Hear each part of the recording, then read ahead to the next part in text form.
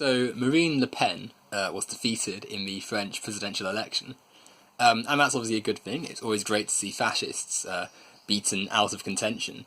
However, I don't think that there are going to be straight sailing beyond this defeat for her. And obviously with Macron as president now, I don't think it's as easy as just seeing him as the right solution.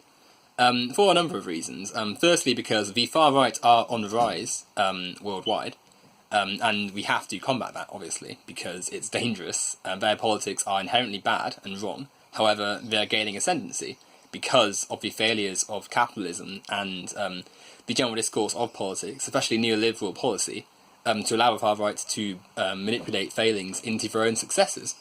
But more importantly, if we look at Macron himself, his proposed policies are actually further right than what the current presidency, or the former one, I guess, of Francois Hollande were.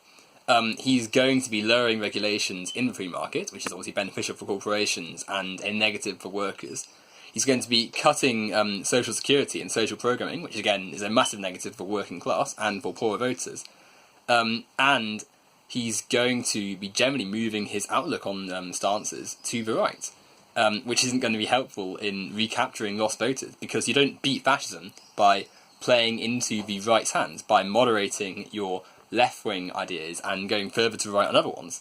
You beat fascism by moving to the left, by moving strongly to the left, and by properly opposing radical ideas on the right with radical ideas on the left.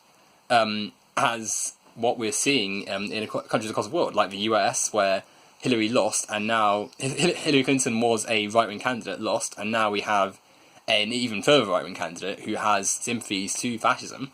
I mean, today even, he's telling people that criticism, all critics are pathetic, which obviously isn't a particularly good view you want president to be having.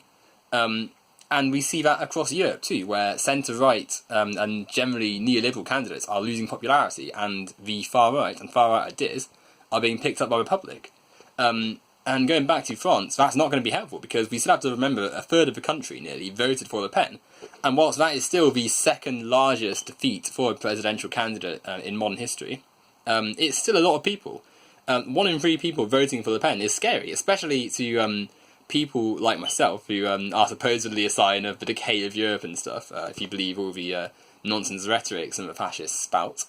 But to people in general, we shouldn't want a fascist ideology running the country. And consequently, we need to work on why a third of the people are willing to vote for someone like Le Pen. And the reason is because of the decay of society through neoliberalism and through the lack of genuine left-wing ideas.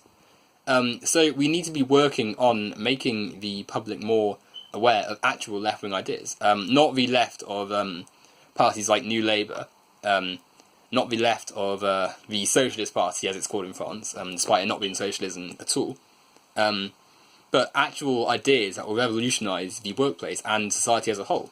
And those ideas can come from the far left. But whilst we're conceding that Macron is the answer, as many liberals will do, you only have to look at The Guardian to see Macron being held as some sort of hero for merely beating a fascist in an election. You'll see that that's not the way, and his proposals are potentially going to make things a lot easier for the next far-right iteration that we're going to see. So it's crucial that we pick up pace with genuine left-wing ideas. It's crucial we assure and reassure that neoliberalism is not the answer, and that people like Macron are not the ultimate goal for any sort of fighting of fascism. And we need to